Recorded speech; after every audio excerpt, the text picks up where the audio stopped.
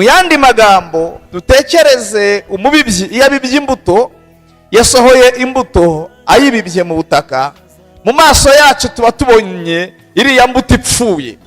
Ari ubunyobwa babushyize mu butaka, imvura ikagwa, ejo ntiwabukuraho ngo ubukarange, cyangwa yewe n'umubibyi aba asa n'ubwibagiwe. Ariko nimutekereze iyo Imana itanze ibihe byiza, imvura ikagwa, izuba rikava bikanyuranyuranamo, iyo agiye kubona akabona umumero wabwo ugize gute, uratungutse. Nimutekereze abahinzi iyo barimo kureba indabyo, ibihingwa birimo kurabya, nimutekereze ibyishimo bagira iyo imbuto zirimo kuzana indabyo zegereza kwera.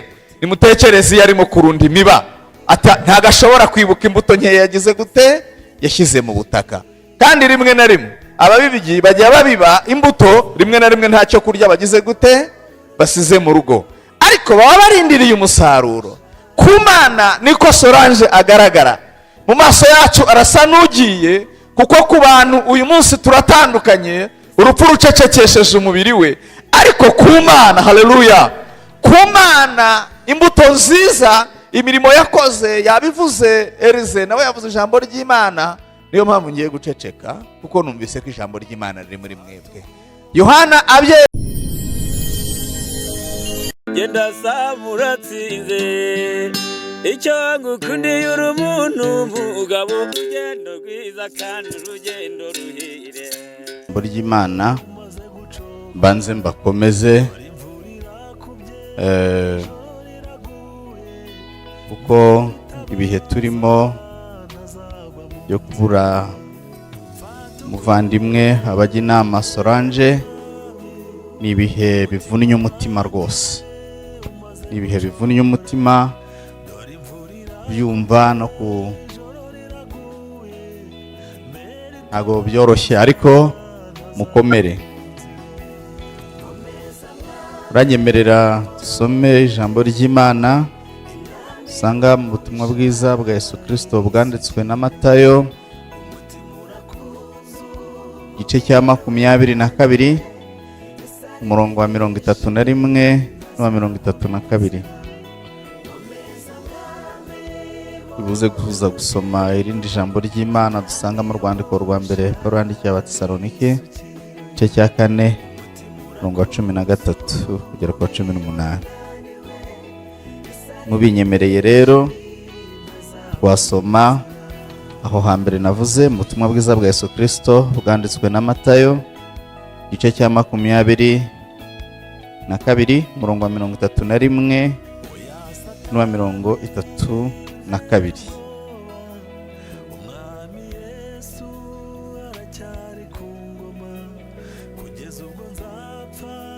Aravuga ngo, ariko se ibyerekeye kuzuka kw'abapfuye ntimwari mwasoma icyo Imana yababwiye ngo ni Imana ya Aburahamu n'Imana ya Isaka n'Imana ya Yakobo?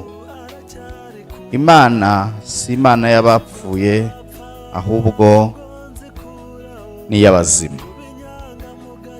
Muranyemerera twongere dusome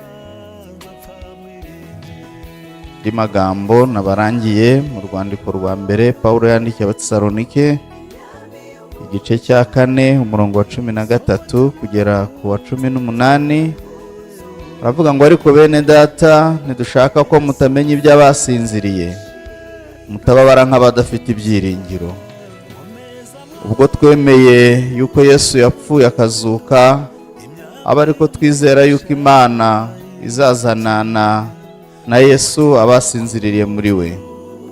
Iki nicyo tubabwira, tukibwirijwe n'ijambo ry'Umwami wacu, yuko twebwe abazaba bakiriho basigaye kugeza ku kuza k'Umwami tazabanziriza na hato abasinziriye.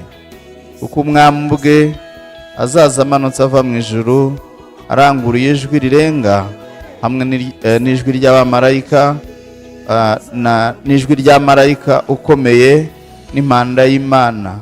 Nuko abapfiriye muri Kristo nibo bazabanza kuzuka, maze natwe abazaba bakiriho basigaye duhere ko tujyananwe nabo tuzamurwe mu bicu gusanganira umwami mu kirere. Nuko rero tuzabana n'umwami iteka ryose. Nuko mumaranisha imibabaro kubwirana ayo magambo, mwakire neza ijambo ry'Imana. Uyu munsi dufite umubabaro n'agahinda yo guherekeza muvandimwe wacu, mubyeyi w'abana, umugore w'umugabo, kandi nanone umwana ugifite ababyeyi. Kubona icyo kuvuga birakomeye. Iyo mpamvu nta kindi gikwiye kuduhumuriza usibye ibyiringiro duhabwa n'ijambo ry'Imana. Ubundi nta rindi humure rishobora kuboneka mu rupfu. Nta rindi humure rishobora kuboneka guhumuriza imfubyi, guhumuriza uwabuze umufasha we, guhumuriza uwabuze umubyeyi we. Nta kindi cyabigufasha, nta kindi cyaturisha uwo mutima usibye ijambo ry'ibyiringiro ry'uko nyuma y'ubu buzima hari ubundi buzima. Urupfu rugira urubori rukomeye. Urupfu rugira urubori rukomeye. Hari abo twahoze turimo kuganira, turi kuri morgue dutegereje, tuganira cyane cyane iby'ibyiringiro byacu, ariko nanone tuganira no ku kuri duhura nako muri ubu buzima. Ubundi hari umwanditsi wanditse ngo urupfu nicyo kintu kiri mu bintu by'ukuri tuzi ko bizatubaho. Kiri mu bintu twese, nta wicaye aha, nta uri mu kirere uguruka n'indege, nta uri mu mazi utazi ko azapfa. Hari utabizi ko azapfa akaba akeneye amasomo no kubimwiringiza no kubimuteguza. Hari ahandi hantu wabisoma ngo nta handi twasoma. Oya, umuntu wese uriho azi ko azagira gute. Ariko nubwo tubizi, nanone niko kaga gakomeye umwana w'umuntu, umubiri w'umuntu utajya ubasha kwakira. Rugira urubori, urupfu rurakubita, ukayoberwa inzira, umwenda ukawuhinduriza.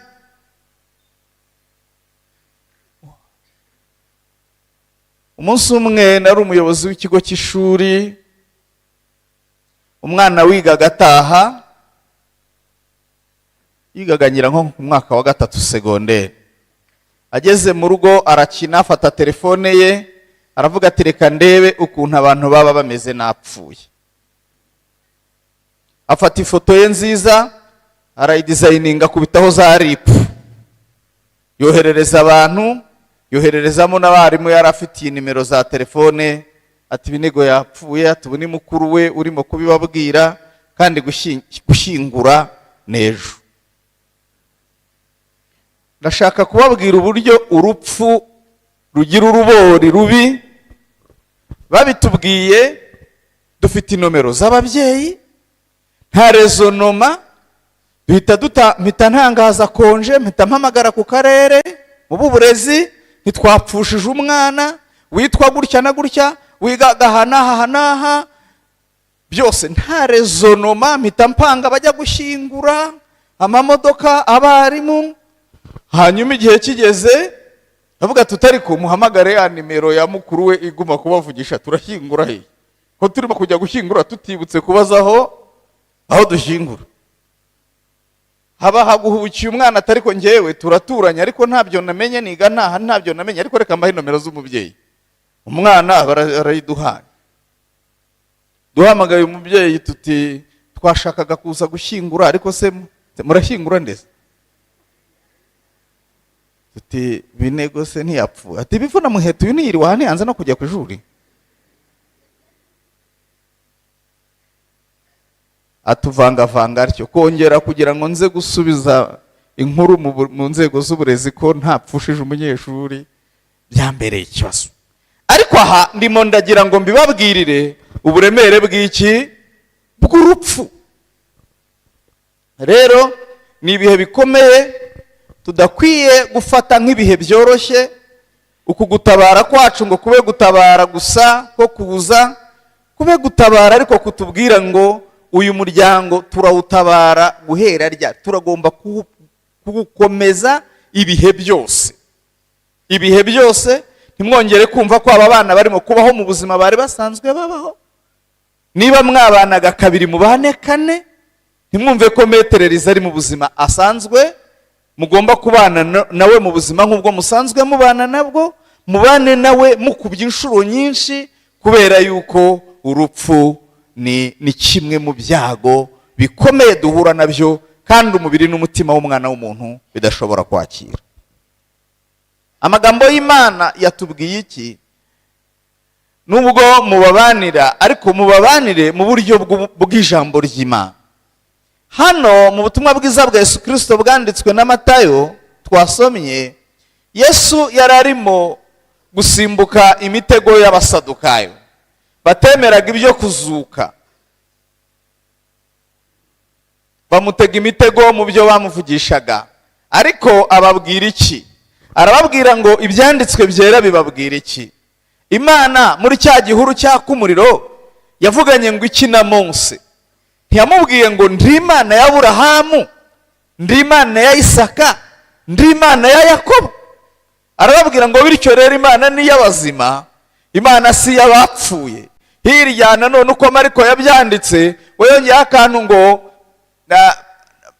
akantu ngo mwarahabye cyane. Abwira abasadukayo ngo bagize gute? Barahabye cyane, kubera yuko batazi ko urupfu atari iherezo ry'ubuzima. Handashaka kuvugamo amagambo abiri, ariko mutahane rimwe. Hano icyo rino jambo rivuga ngo Imana ni y'abazima si y'abapfuye, bivuga ko urupfu rushobora gucecekesha umubiri nk'uko rwacecekesheje umubiri w'Abaginama Solange. Hari umunsi ntazi, ku mpamvu ntazi, n'igihe ntazi, nanjye ruzacecekesha umubiri wanjye. Hari igihe tutazi n'impamvu tutazi, nawe ruzacecekesha umubiri wawe. Ariko abizeye umwana w'Imana Yesu Kristo ntirushobora gucecekesha ubugingo bwarwo.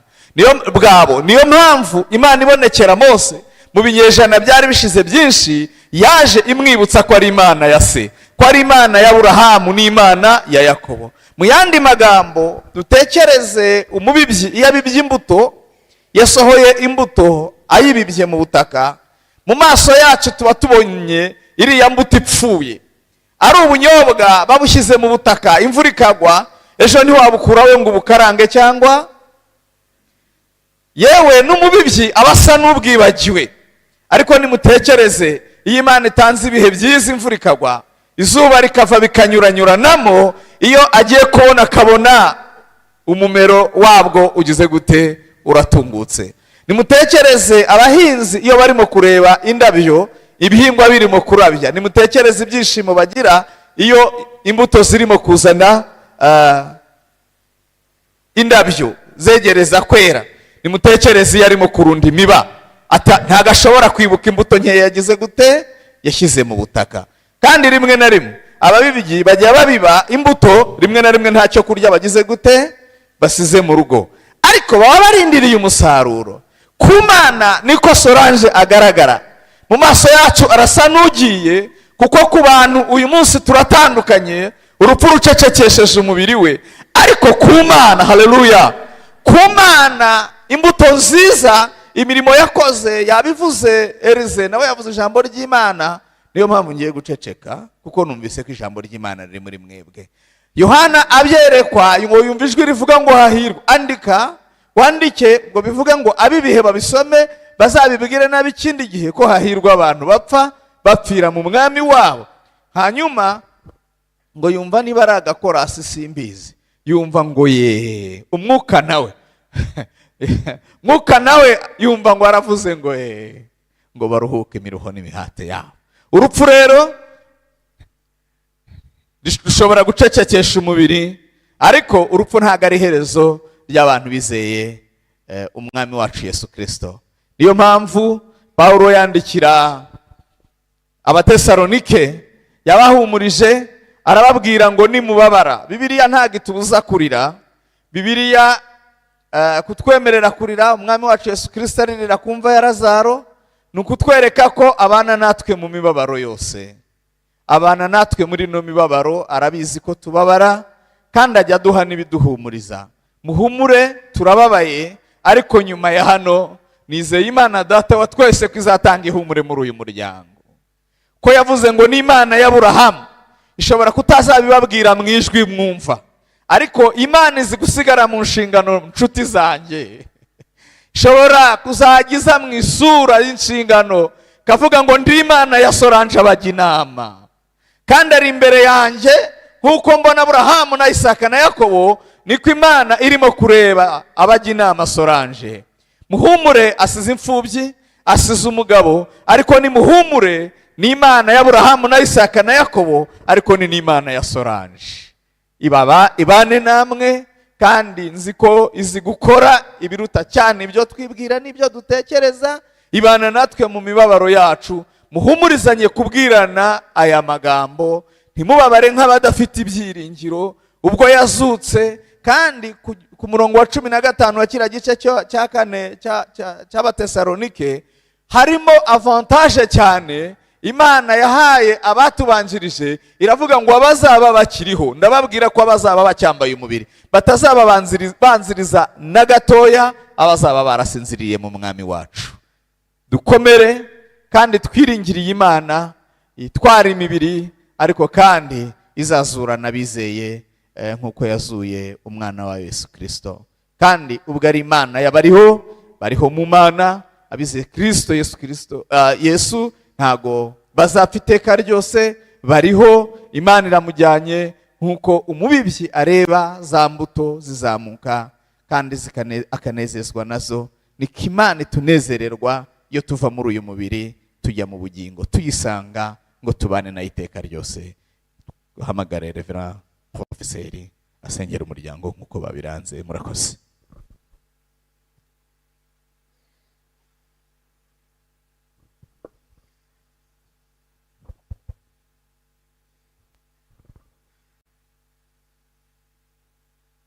Dufatanye gusengera uyu muryango. Mana yacu, Mana ikomeye, Uwiteka Nyiringabo, wakunze ko Solange aza muri iyi si abyawe n'ababyeyi beza, mu mugabo mwiza Elize, ubaha abana beza, uramukunda, none igihe kirageze uramwishubije. Izina ryo nirihabwe icyubahiro. Mana yacu, ababuze uyu mwana wawe, abari bamutezeho byinshi, umuryango wa hafi ndetse n'umuryango mugari, abavandimwe, abaturanyi, itorero muri rusange, twese abateraniye hano turababaye, ariko ntabwo duheranwa n'agahinda gasaze, kubera ko tumaze kwiga neza yuko uri Imana y'abariho, kandi abapfa bapfira mu mwami barahiriwe, ngo kubera ko baruhutse imiruho. Solange nawe arahiriwe, kuko ubu ngubu ari mu gituza cyawe. Izina ryo nirihabwe icyubahiro.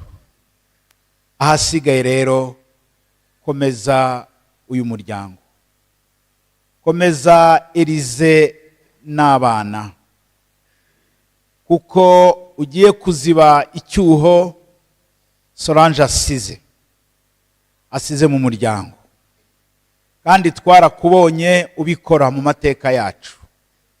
Mwami Imana, uko wari urejo Mwami wacu Yesu, n'uyu munsi niko ukiri, kandi niko uzahora iteka ryose.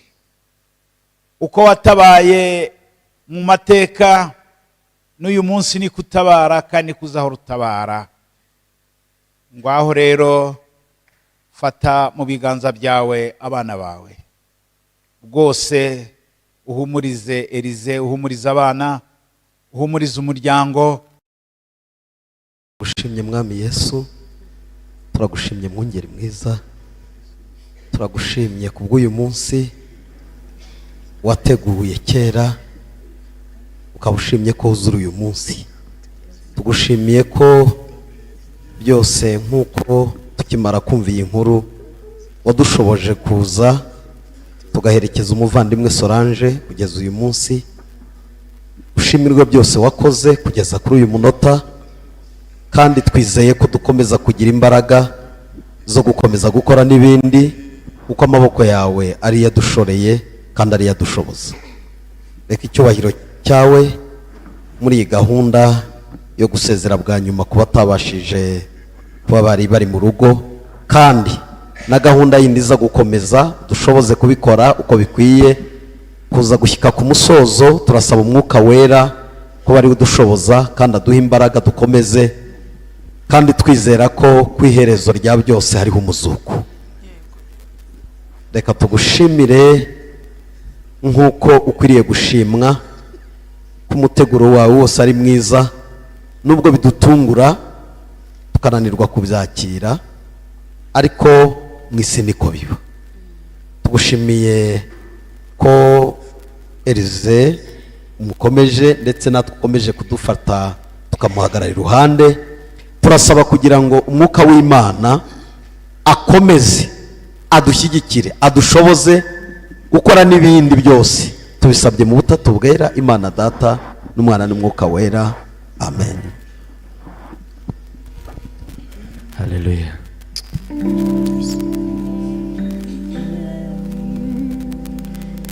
Duhurure ngo twitabe tujye mu ntambara, be kwicara ku mazi cy'Satani kirahari imbere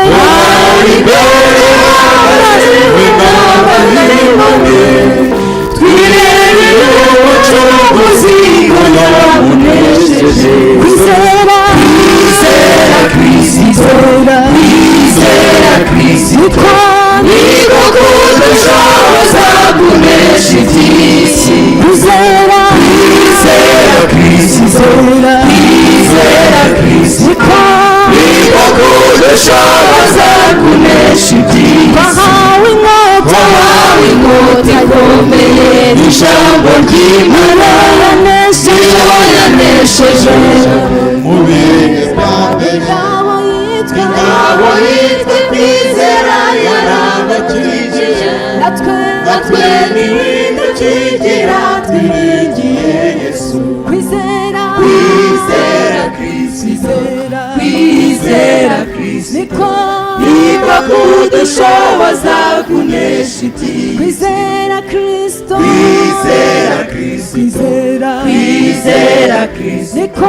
niko kudushoboza kunesha iby'isi.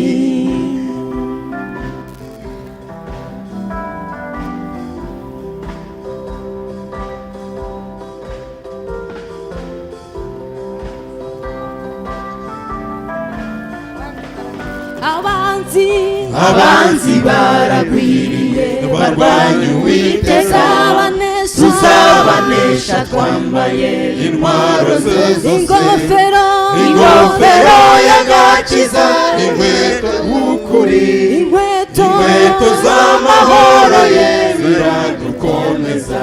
Abanzi baragwiriye barwanya Uwiteka, tuzabanesha twambaye intwaro ze zose, ingofero y'agakiza, inkweto z'ukuri, inkweto z'amahoro ye ziradukomeza. Kwizera Kristo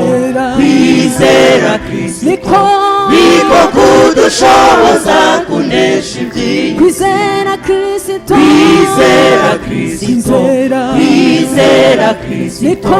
niko kudushoboza kunesha iby'isi. Kwizera Kristo kwizera Kristo niko kudushoboza kunesha iby'iyi si.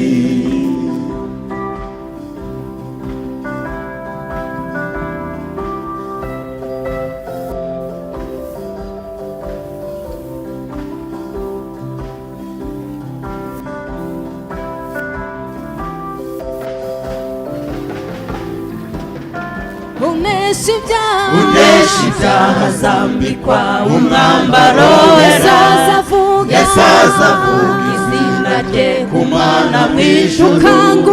Mukanguke dukanguke turwane intambara, tunesha abanzi twizeye izina rya Yesu.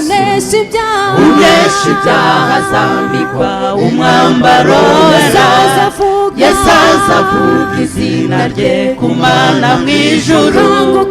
Dukanguke dukanguke turwane intambara, tunesha abanzi twizeye izina rya Yesu. Kwizera Kristo niko kudushoboza kunesha iby'iyi si. Kwizera Kristo niko kudushoboza kunesha iby'iyi si. Kwizera Kristo niko kudushoboza kunesha iby'iyi si.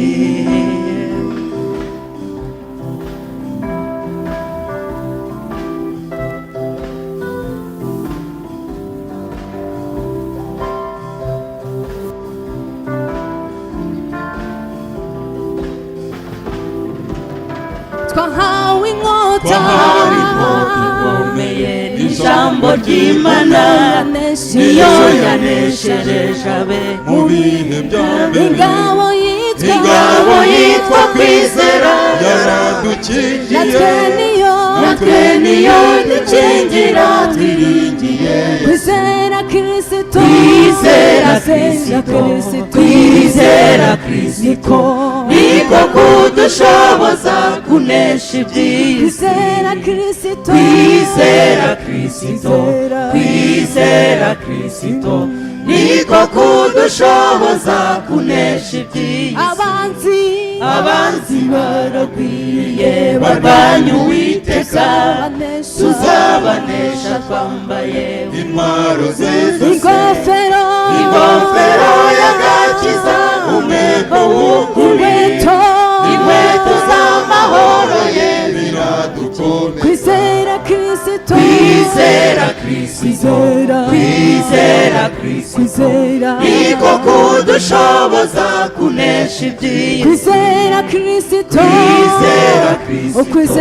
Kwizera Kristo niko kudushoboza kunesha iby'iyi si. Unesha ibyaha azambikwa umwambaro wera, Yesu azavuga izina rye ku mana mu ijuru. Dukanguke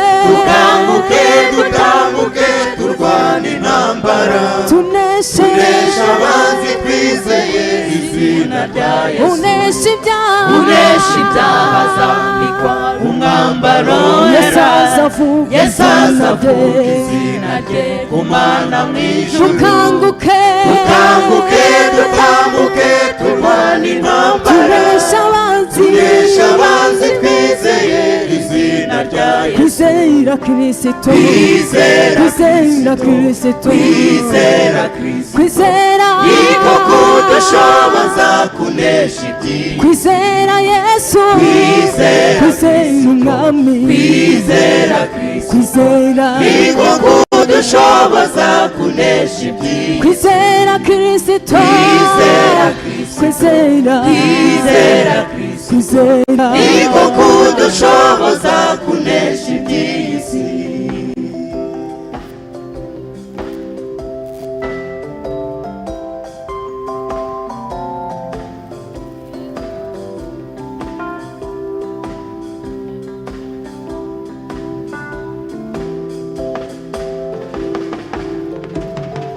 unesha ibyaha azambikwa umwambaro azavuga izina rye izina rye kumana mwijuru dukanguke dutanguke turwane intambara tunesha abanzi twizeye izina rya Yesu kwizera Kristo Kwizera Kristo Kwizera Yesu niko kudushoboza kunesha iby'isi kwizera Kristo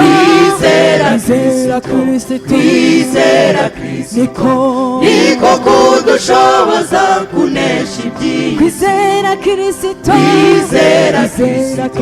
Kwizera Kristo niko kudushoboza kunesha iby'isi ubw'impanda z'Uwiteka zizavuzwa mu ijuru abayurya simizuhebuje abakijijwe bo mw'isi bose bazahimbaza abakoranirije mu ijuru rye ubwo azaza zahamagara amazina y'abebo mu gitabo cy'ubugingo ziko nzumva izina ryanjye yitaba ubwo azaza zahamagara amazina y'abebo mu gitabo cy'ubugingo ziko nzumva izina ryanjye yitaba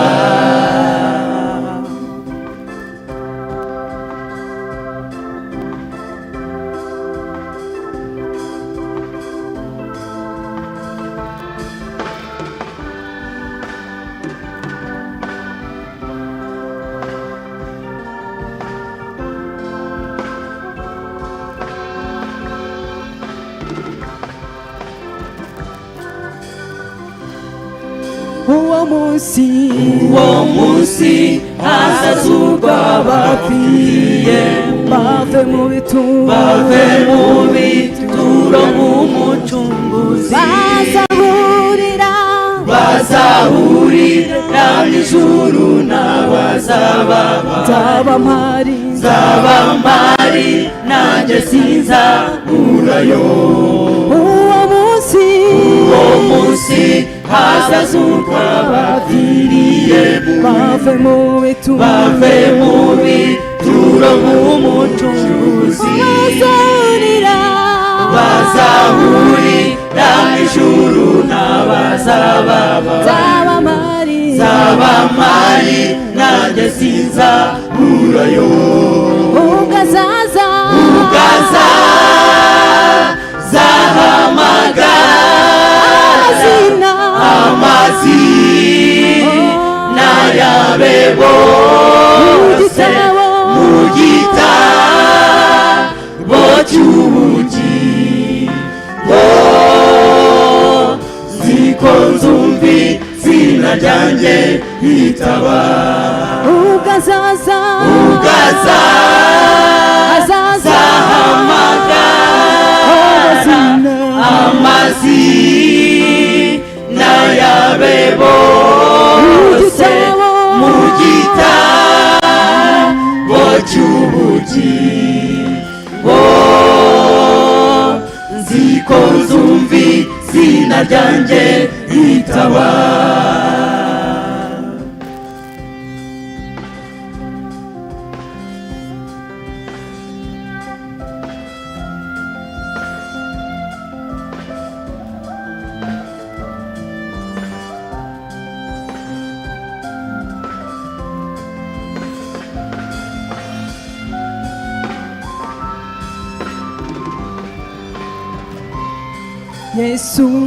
Yesu data uje azamukorera naco iz'ubuntu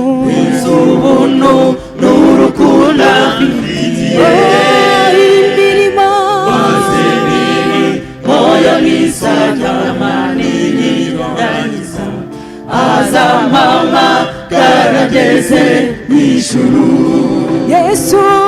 Yesu data uje azamukorera ntacumuro, wiza ubuntu n'urukundo amfitiye,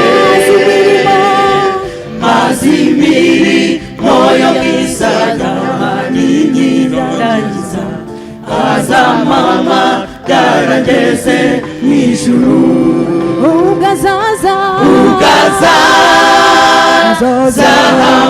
Ugazahamagara amazina yabe bose mu gitabo cy'ubugingo, ziko nzumva izina ryanjye ryitaba. Ugazahamagara amazina yabe bose mu gitabo cy'ubugingo, ziko nzumva izina ryanjye ryitaba.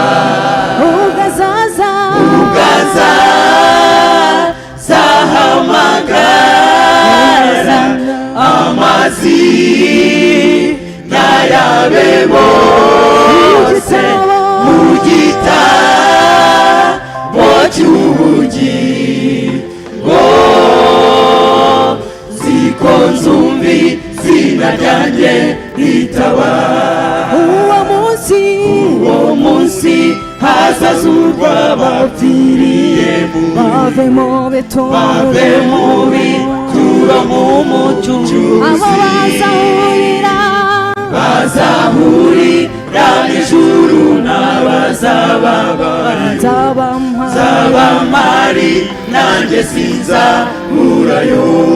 Uwo munsi hazazurwa abapfiriye bave mu bituro mu mucunguzi, bazahurira n'ijuru n'abazababara, nzabamari nanjye sinzaburayo.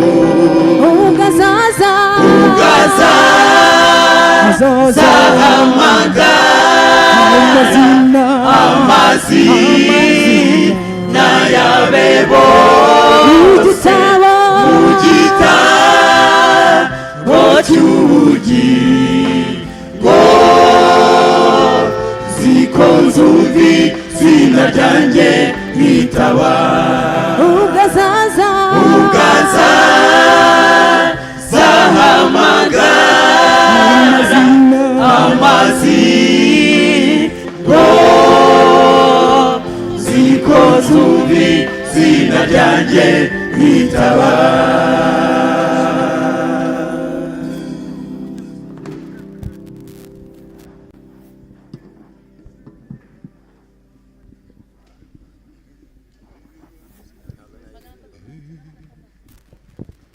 nihe abizera bazajya kuba muri isi naho tuzakirira, ahantu hatagerwa n'umubisha, ibibi n'isi naho imuka mw'isi tugera iwacu, aho naheza twubakiwe n'umukiza, ku mana yacu harabazu neza, yubakanywe isuku tutarabona, niho iwacu n'ubuturo bwiza tuzahora, niho iwacu n'ubuturo bwiza tuzahoramo. Yesu niwe ufite amahoro meza, urupfu